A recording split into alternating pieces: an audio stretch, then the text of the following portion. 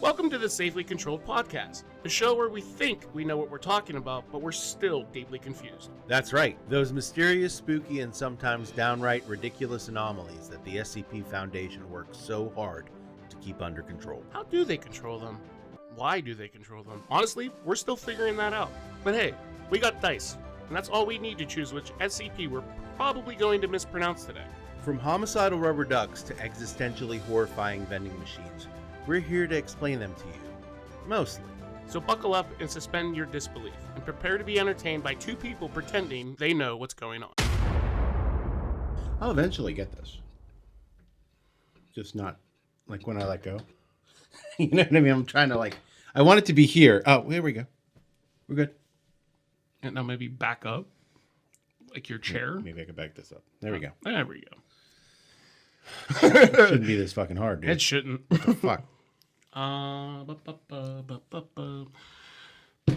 Yeah. Did you hear about the what was it, like an 8.8 tsunami earthquake thing? Yeah. That's some fucking spooky That was shit. kind of cool. I was looking to see if people were surfing the waves, because they weren't big waves. No, they weren't. And then I don't know, I guess I'm just too stupid to actually know how that actually works. How an earthquake? I guess how an underwater earthquake is going to form a tidal wave. Well, it displaces a whole bunch of water, and that water eventually makes it out to the shores. Yeah, but I guess what I'm getting at it, I was watching a couple of different videos of it too, like last night, because it happened at 9-10. Yeah, it was night. I noticed it then. And I'm watching videos of Japan and their shorelines. Oh yeah, because I figured they're closer. They're probably going to get hit first. Mm-hmm. And when I was watching them, I can noticeably seeing the water has made it so far all the way up to here, but it's being pulled back. It was just rushing back, and it kept getting further. And then it comes back. Yeah, the shoreline was up here, and then the way that I was looking at it, and the way that I was watching, I was like, oh yeah, that might actually turn into something. But from what I saw, it didn't really do much of nothing. I don't know what the conditions are to make it really bad, but plus I meant a flooding, it's considered a natural disaster warning and shit like that. I was more thinking of the depth of the coast, this far from where the water reaches the land. I think that all has something to play, and how much water gets displaced out versus how much gets pushed back, depending on how much. And I guess it's also just depending on the exact location of where it was, the epicenter of the earthquake. Right. Yeah. Because not only was it just the entire west coast of the United States, including Canada and Alaska, Hawaii was all fucked up. Yeah, all those little islands too. And then I just found myself in a rabbit hole last night. What, just searching for shit? Yeah, just I was. Those get fun. Yeah, I was just sitting there thinking about tsunamis and shit, because I know about there was a tsunami or something that hit a nuclear power plant or something like that somewhere in Japan. Oh, yeah? That happened a couple Fukushima? Wait, huh? Fukushima? Maybe that's what I'm thinking of. Maybe. But then for whatever reason, I didn't understand, because I was watching the footage for Japan and their shoreline and stuff, and it was bright out. And I thought to myself, how far behind in time is Japan? They're the day before. Right. Yeah. And they're not the morning of. No, yeah, it was the morning yeah, of. they're our next morning, yeah. And then that's one of my biggest problems, I guess, that I have is time zones and knowing what time of day it is somewhere else, because obviously the planet rotates and the sun's revolving around the sun. Right. So I'm oh, it's 11 o'clock at night, which means it's fucking, it was 11, 12 o'clock. I think it's a 13 or 14 hour difference between us and Japan. Yeah, they're ahead of us. Right. How many time zones? 24. Thank you. You're welcome. Total? Yeah. On the planet? Well, yeah. It's 24 hours in a day. How many time zones are in America? 4. But I'm not counting Alaska or I'm saying 4 in continental United States. No, I'm not talking about the continental United States. I'm talking about the entire country. Our country? You're Operates talking Guam and shit? Yeah. Oh, I don't know. With guessing it probably like 12-hour span. It's 9. Okay, still. I think actually no. There's 2 like sets of islands somewhere, and I think they're closer to like Guam, Okay. in between Guam and the Samoa Islands. Okay. That Yeah, Samoas are further out. that are like it's like considered U.S. territory or whatever, Okay. but they like their time zone. They just basically run off of Guam's. or the other one. Okay, whatever they're closest to. So yeah, like, and then I looked it up and I realized I was like, oh my god. So the Atlantic time zone is only Eastern? Yeah, it's before Eastern. Oh, so the one like British Columbia. It's literally for the United States territories. It's Puerto Rico and the Virgin Islands, Okay. and then you have your East Coast. Yeah. and then your what the fuck Central, Mountain, Pacific, Mm-hmm. and then I didn't even realize that some of these states are partially like I didn't realize that Florida is partially in Central time zone, I wasn't either. Maybe the panhandle that's connected. and then Arizona is one of many states. Actually, I think Hawaii is also another one of them that doesn't even fucking deal with daylight savings time. Yeah, I think Arizona. Did you Yeah. say that already? Yeah. Indiana? Well, I didn't read anything about Indiana. I think Indiana. Yeah, they're like it's crazy that there's a couple of states out there They like we just don't skip give a it. shit about your daylight I mean- savings. I know. There's like there's no standard. But yeah, then I kept reading, but I didn't realize that Alaska has 2 time zones. Alaska has its own time zone, and then one that it shares with Hawaii. Okay. And then after Hawaii is it's like Hawaiian. It's another word. It looked like Alaska, so I just called it that. And then the next one is American Samoan, and Okay. then there's 2 other ones that technically don't have names, But they're part of the American Samoan one. and then Guam. It's separate. Right. Okay.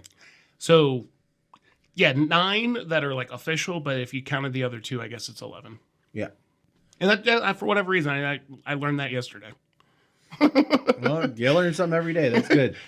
And I guess I don't know. For whatever reason, I just kind of thought I thought we were literally running off of I guess, yeah, like you were saying, the continental United States. Yeah. Those 4 specific ones. Well, the like you think specific standard. it's just you got to wrap your mind around the fact that it might be one day here and another day around another part of the world. Like there's And then my dumbass always thinks that, big American man, that everything evolves around us. right. When the day literally starts in Japan, basically. Well, or New Zealand or really, Australia. really, whatever the there's fuck. no start.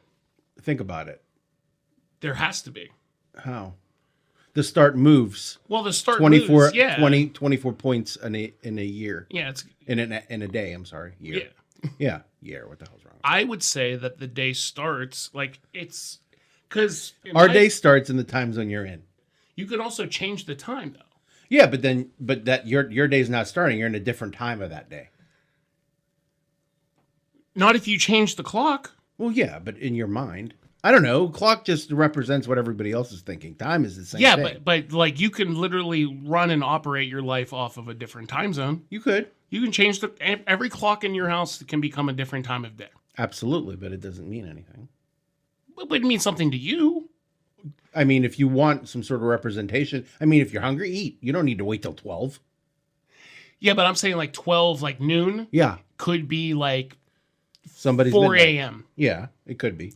Like you wake like you're 4 a like everybody like if you lived on the East Coast at 4 a.m., your clocks are set at noon and you're like doing shit. You're like out there. Yeah, because your jogging. body's used to Yeah. certain things at certain It's- times of the day. Right. Yeah. Yeah, I guess it's just based on your sleep just- schedule or And whatever. like wrapping your mind around the fact that you're just going to bed and someone else is just getting up in another part of the world. It's kind of cool. Cool. And then what is the difference too? It's like the time travel, not time travel, but the fucking like they call it the red eye. Like if you're flying overnight from like west to east. Yeah, like you're staying in the same time zone as it moves across the earth. Yeah. So basically, your time is not shifting. Not if you're doing west to east, it's going faster. Technically. Yeah, but then if you do the opposite way, your time Right, time it's- kind of stops. right. Right.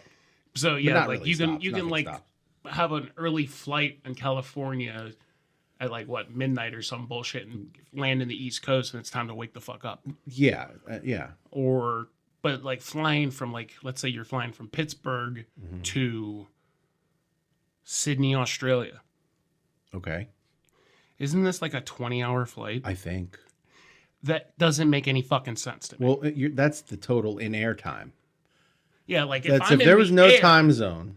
No time zones at all. Right. That is how long the plane is in the air. It's for 20 hours. 20 hours. No refuels. Okay. Yeah. Has nothing to do with the clock. Nothing. Right. It's just, distance traveled. But it's going to take me 20 hours. air hours. Yeah. From the tires off the ground to the tires on the ground. That's another thing. I can't believe that's an even possibility. Isn't it crazy? I mean, does it stop anywhere? There has to be a fucking layover somewhere. I mean, it can. No, those things are designed to make that trip. Those things are full when they fly. Every time? No, probably not. No, but just for the really long flights. Okay, yeah. Unless you're like, the reason they have like refueling in military is because they burn so much more fuel than a passenger airline. Mm-hmm. That's why. And then I'm guessing too, this is me just guessing some bullshit, is the distance traveled, the distance flown. I mean, if you even try like your 3-hour flight, you don't need so much fuel. You can hold more passengers. It depends if you're going with the wind, if you're going against the wind. There's so many factors, dude. It's pretty interesting. Remember Charlie?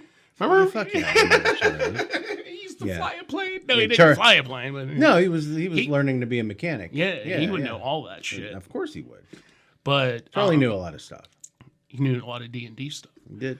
Going back to what I was actually saying, nothing about time travel, but that's another thing that I honestly hate in like stories and like movies or shit like that. You I hate fucking that hate stuff? time travel. But like when you're watching, because so never saw Firefly before, so we started watching Firefly. Okay, it's a good show. I mean, we only have like 4 or 5 episodes left, but there was one episode that had 3 distinct timelines where they would show one portion and then all of a sudden show a different portion and another portion, and then in your mind you kept having to switch back and forth. I thought it was pretty cool, but that would probably annoy the shit out of some people. Wait, so the premise of the show is literally No. It was just one episode where they were showing what happened, but they showed it in 3 different time periods of the event. That's not necessarily time travel, is it? Or is it? It's just not time travel. No, it no, just no. shows you. It's the orientation of the storytelling. Yeah, it's different perspective. Yeah. I guess. There's like, you ever see The Hateful Eight? No. Oh, there's literally. Isn't that a Western? Yeah, it's Tarantino. If you were to watch it, there's parts of that where like he breaks it down into chapters. Okay. And you're seeing the story pan out like days and like hours and days ahead of it. Okay. Like what actually is happening. That's also what's not going time down. travel. I mean, it's a Western. It can't be time travel. Well, that I was getting It's to also what you were perspective, saying. Yeah. What I'm just getting at, but like time travel is like sci-fi shows like Voyager and shit. No, I was gonna say like the last Avengers movie, the fucking Endgame. Okay. I hated that. Well, it's not necessarily that I hated it. I just didn't understand the whole thing. There's also like a big thing in Marvel right now where it's the multiverse. Mm-hmm. Shit like that I don't like. Yeah. Most people don't. That's why the movies are starting to suck. Yeah.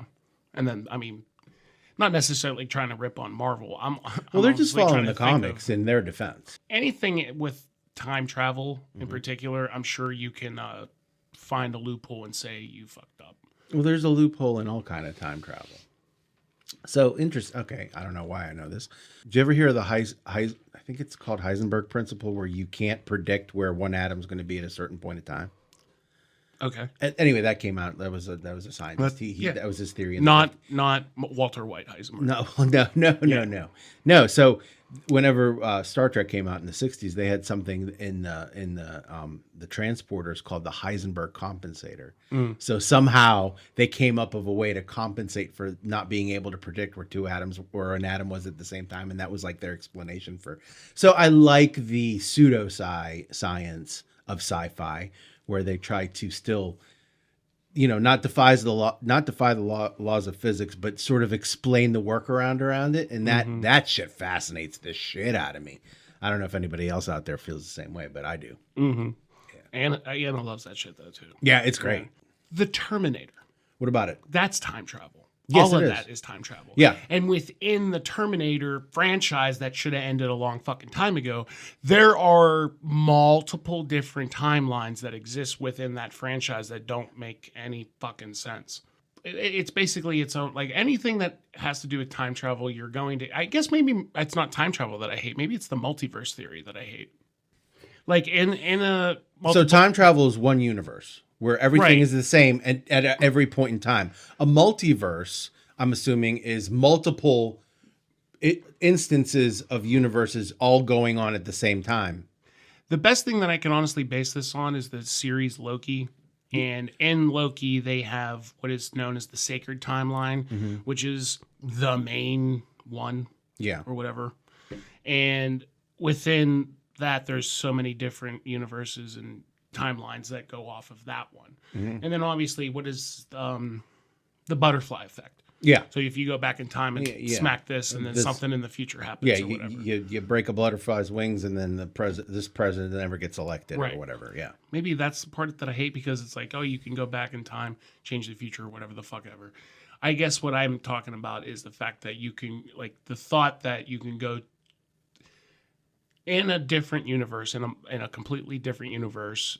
I'm on the other side of the table listening to you have this conversation with me. In a different multiverse. Yeah. Yeah. Meanwhile, for some reason, you're able to see between each other or move from one to the other somehow. And then how do you explain one atom being in one multiverse universe and another atom being in the same universe in a different look? I don't know. I don't get it. I honestly think I just realized that I don't like multiverse theory versus maybe I'm not against the idea of time travel, But or you just don't especially like used in, multiple universes. Like Yeah. in this universe, you'd have blonde hair. yeah, Right. or in, you're in just another really universe mean. where a bunch of fucking fat orcs.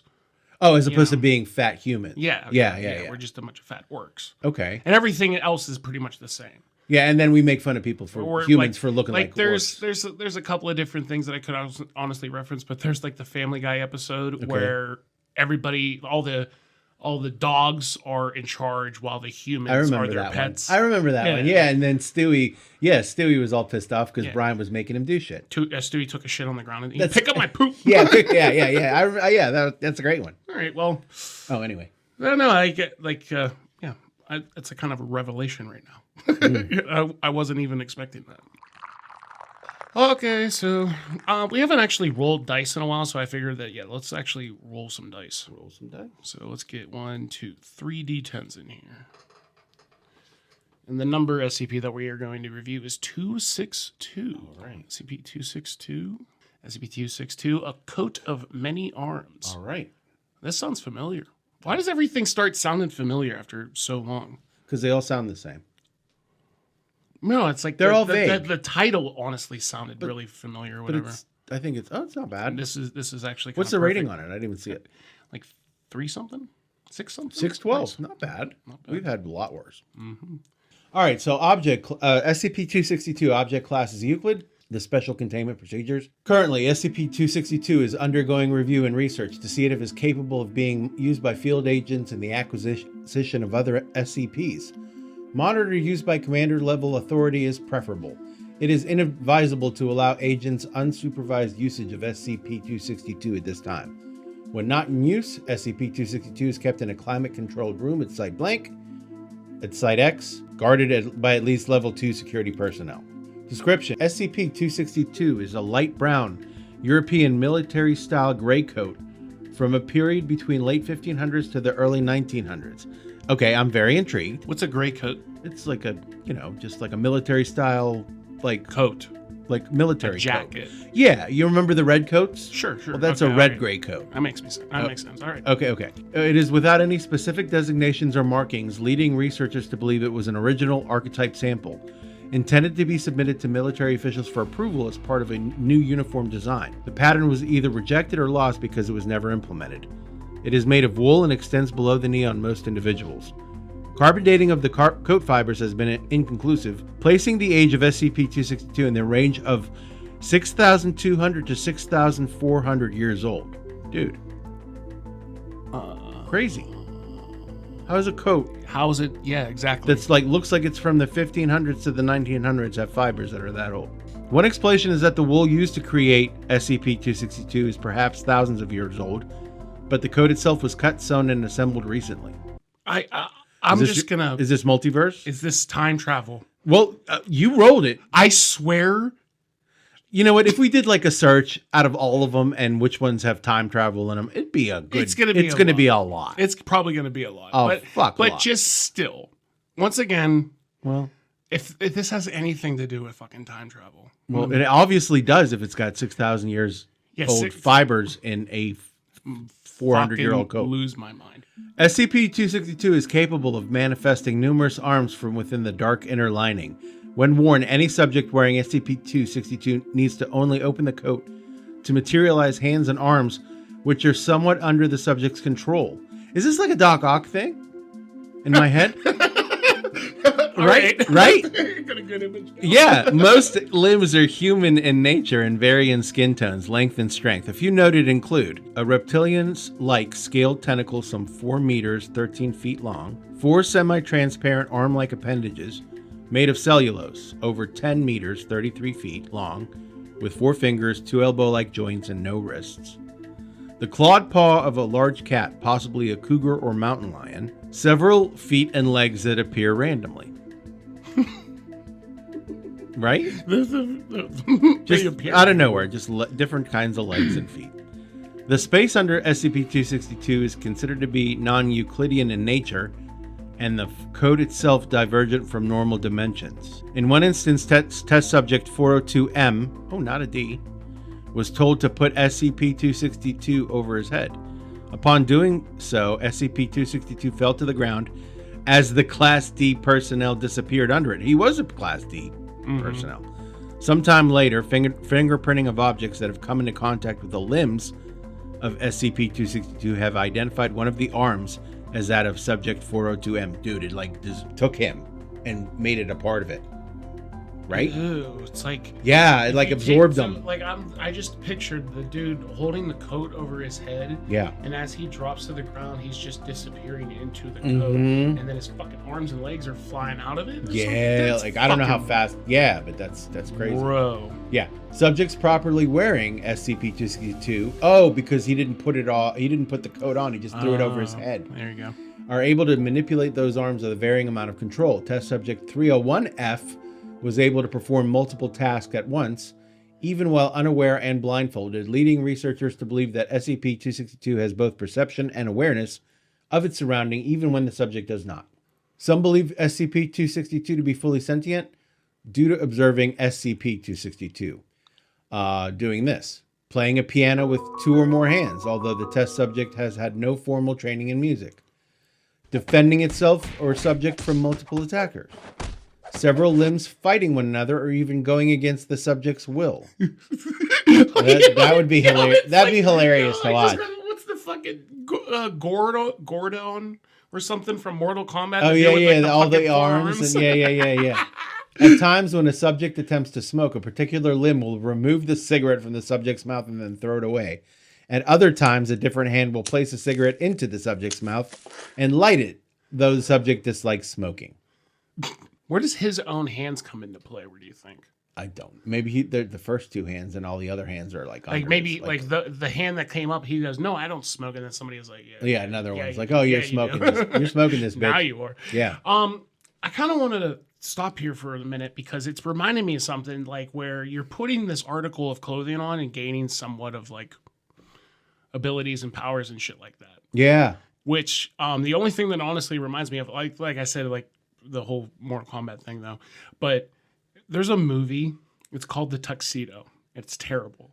It's with Jackie Chan, and that's literally the gimmick is where he's like the valet of some fucking super spy, like some James Bond big shot. And he puts the jacket on. The James Bond big shot dies, and then he dons the fucking tux to him, and when he puts it on, he becomes Jackie Chan basically. Okay. And it's fucking like it's like a action like an comedy. eye roller. Yeah, it's like whatever the fuck ever it is. But that's what immediately I got out of this. And what I got, and this is completely showing my age. When I was a kid, there was a show called The Last American Hero. Oh yeah, isn't that? It's a dude with a curly hair. He'd put on this super suit and he'd always like fuck it up. He didn't have. You remember that? Yeah. Believe it or not, it's just me. Yeah, that's same thing. Just that's the image that I got. It's the same thing. Well, I don't. The same concept where he didn't have any powers at all. He puts his suit on. All of a sudden, he's a superhero, but he doesn't know how to use a fucking suit. Oh, okay. Yeah. See, I didn't know. Honestly, I didn't know what the show was Oh, yeah. about. That show is like early 80s, Yeah. if not late 70s. Probably early 80s. I know what it is. Yeah, that's good. That's kind of cool that you finally knew something that I fucking knew. God damn. I have the hardest time sometimes connecting with you on some dumb shit. You know what I mean? It's frustrating as fuck. I'm showing my age. And it's just a goddamn show. Horrible show. But you knew it. I'm kind of proud of you for that. Nice. All right, acquisition. SCP-262 came into the Foundation's care when the administrator relinquished his ownership of the coat in the late 20th century. Because of his status, the administrator was granted special rights, which effectively allowed him to remain silent about the origins of SCP-262, how he came to possess it, and how he has used it in the past. That's bullshit. I want to know. Mm-hmm. The administrator released SCP-262 to the Foundation, stating, in the right hands, it could be extremely useful. In the wrong hands, it could be extremely dangerous.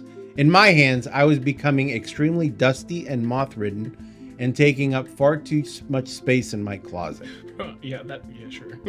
Really? No, something happened there. Addendum 1. Selected notes from further research regarding the properties of SCP-262. Okay, so this is perfect. Then it's moving like a way that I honestly like the way that it's going here. Because Okay. I wanted to see some like case studies and some test subjects going through it. Well, here we go. This is going to be sick. Case study 262-11. Inversion of SCP-262. Trial 7.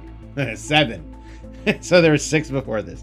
After putting on SCP-262 properly, Subject 722M attempts to turn the right arm sleeve inside out as he removes his arm.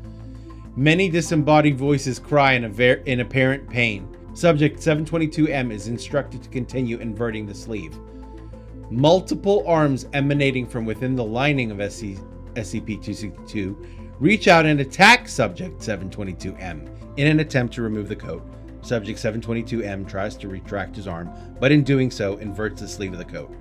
A long cellulitic arm appears from the opposite inner lining, reaches around up and through the inverted sleeve, grasps Subject 722M's caught hand, and pulls violently, the force of which dislocates the subject's shoulder and amputates the arm at the elbow.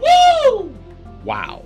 With SCP-262 in typical position, all emanating arms retreat and audible wailing of the voices cease. Subject 722M's wounds are treated and his condition is inconsequential. Yeah, who cares? Yeah, this is no longer what I was talking about. Poor shitheads. just I feel so bad for these fucks get his sometimes. fucking arm ripped off. Like, That's some shit. you know, they'll be like, pull your arm out with the sleeve backwards. I'd be like, no, I'm not doing that. There's no way, dude. Ooh. Okay. What? Ooh. Okay. Case study 262-42. Placement of SCP-262 on a mannequin. Trial 1. SCP-262 is placed on an anatomically correct human male mannequin. Does that mean penis? No, I think it just means a mannequin. A man. Okay. A correct human male mannequin. I don't think it has anything to do with this. I don't think mannequins have genitalia. Well, maybe if it's anatomically correct, it does. Okay. You got a point there. After several minutes, a single human arm emanating from the inner lining of SCP-262 reaches up towards the mannequin's face. After several prods of apparent curiosity, the arm retreats and no further movement is recorded for the duration of the test. So it was just checking to see, like, what the fuck am I on? Mm-hmm. Trial 4. That's fucking weird. That's actually. Isn't it? SCP researchers. So it's sentient. It thinks. Yeah. Researchers place SCP-262 over the head and shoulders of a similar but different mannequin. After a few moments, SCP-262 fell to the ground, with the entirety of the test mannequin disappearing below it. Because it wasn't wearing it correctly. Heard that. Addendum. It has been noted that a rigid wooden arm resembling that of the test mannequin has been witnessed emanating from SCP-262 since this trial. So it used the mannequin. Yeah. That's cool. So there's mannequin parts flying around, that In other there. dude's like forearms flying around in Yep. there, and whatever the fuck else. You got all those different. Well, if you don't put the disembodied jacket voices. on right, you lose the appendage Yeah, and just- yourself. Apparently, your life. Yeah. That poor mannequin, that D-class mannequin. D-class mannequin. Case study 262-307. Placement of SCP-262 on a recently deceased human being. This ain't not. This is not. No, this is fucking wrong. Trial 1. Research personnel put SCP-262 on the body of a recently deceased Class D personnel, which I'm sure they have plenty of. Class D. Class dead. Class dead. Deceased person. See, he ceased to be. Recently terminated in an experiment with SCP expunged. Great. The body is whole, unscathed, and mounted onto a seated position on a chair. After a few moments, a single human arm emanating from the inner lining of SCP-262 reaches up towards the body's face. After several prods of apparent curiosity, the arm retreats. After several more moments, the body, which SCP-262 is on, begins shaking violently. A popping and snapping sound is heard, and the deceased hands, visible at the end of the sleeves, suddenly retract. The body then stills. A human hand reaches up the back of the deceased's neck from the collar and pulls the head up into an upright position. Numerous hands and arms crisscross the chest and abdomen and straighten the body. 2 cellulitic arms reach down the body's legs and grip the ankles. SCP-262 pulls the body into a standing position as other arms of cellulose come down each sleeve. Like, just reanimated Fucking him. nightmare fuel. That was fucking nuts. That took a really weird turn. It's like Weekend at Bernie's, but a horror show. Yeah. Yeah. Let's keep going. SCP-262 continues by breaching containment and overpowering security. He's freaking the fuck out. At the time, Mobile Task Force Epsilon 9, aka the Fire Eaters, were present in the facility to provide reinforcements. Discharging their flame accelerators in an aggressive fashion, members of MTF-E9 were able to corner SCP-262 in a blind hallway. When cornered, a hand from within SCP-262 pulled the coat up over the head of the body it was using. SCP-262 collapsed to the ground with the body of the Class D personnel disappearing beneath it. It is unknown if the incident was caused by the will of SCP-262 or by the will of the body recently deceased Class D personnel used. It's the jacket. Of course it's the goddamn jacket. Of course it's the goddamn jacket. The guy was dead. Don't tell me it's Yeah, the well, dead body. I mean, what? Yeah. Damn. That was fucking weird. Eerily good, though. Yeah. You know? Ugh. Unsettling. 4.2 out of 5. I like how you gave it a 4.2. Yeah, because it's not a 4, it's not a 5. It's 4.2 Okay. for me. I'll agree with you today. I mean, you don't have to. I was going to give it at least a 4. All right. But if you said it's not a 4. It's better than a 4 It's a 4.2. for me. I for whatever reason, like I said, for whatever the whole like the material thing being outdated, like somewhere between what was it, the 15th and 19th century, but the fabrics are like over 6,000 years old, and I immediately was like, oh, this is going to be something that has to do with the fuck we were talking about. But they didn't before even this. mention it. Nothing to do with time travel. Nothing about. We don't get any fucking backlog story. Somebody Nope. knows all this bullshit. That's Where he the thing. got it. I wish that they didn't expunge that referencing. If you would have had that, you would have fucking gave. Oh, that would have been next. That would have been your 5. That would have been a 4.8. What's the 5? Oh, we haven't hit a 5 yet. Yeah, we have. A true 5. I felt like a true 5, like the true 5 that we've read together. The IKEA one? No, No. not the IKEA one. Would Which have been one? The Flesh That Hates. Oh, that was a true 5. I'll take it back. That was a true 5. Yeah. And for me, a true 5 is still going as far as back as the Trapped in Your Orbit. Oh, that was good too. I like the You thought that was a 5? Looking yeah. back? Yeah. Even like looking back and like listening Listening to the to it story again. Yeah, and yeah, all yeah. that crap. It's awesome. Yeah, the feeling. Yeah, because when you listen to it again, you get the same feels. Well, yep, and that'll pretty much do it for this episode. I do. I thank you for stopping by. Sure. Recording again. Absolutely. And thank you guys for stopping by the channel, listening to this episode. Feel free to leave a comment and tell us what you thought about the SCP. Please check out the channel, other things that are on this channel, gaming content, other podcasts and stuff. You might be seeing me on other channels, and I'll let you know exactly when that happens. The return of 3 Inches Deep is imminent. But keep your ear to the ground for the next episode. Until then, we'll see you. Later.